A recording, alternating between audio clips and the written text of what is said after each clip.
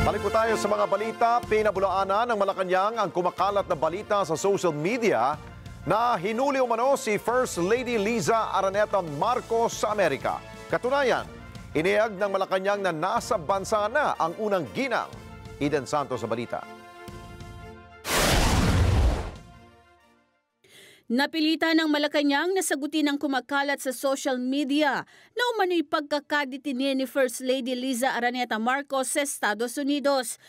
Sa text message sa Malacanang Press Corps ay sinabi ni Presidential Communications Undersecretary Claire Castro na walang katotohanan na hawak ng US authorities si FL Liza habang nasa Los Angeles o sa ano pa mang lugar. Una rito, kumalat sa SOCMED ang balita na nadetine si FL Liza sa US.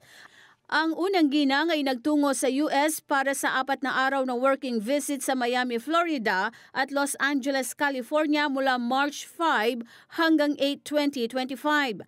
Siya ay dumalo sa Meeting of the Minds and the Manila International Film Festival na ibinahagi din ng unang ginang sa kanyang FB page. Nakasama nito sa nasabing event sina Senate President Francis Chis Escudero, Senator Jingo Estrada at iba pa.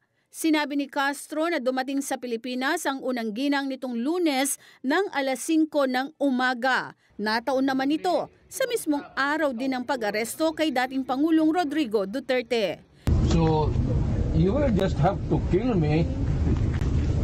Kung hindi ako papayag, kung kakampi ka dyan sa mga puti.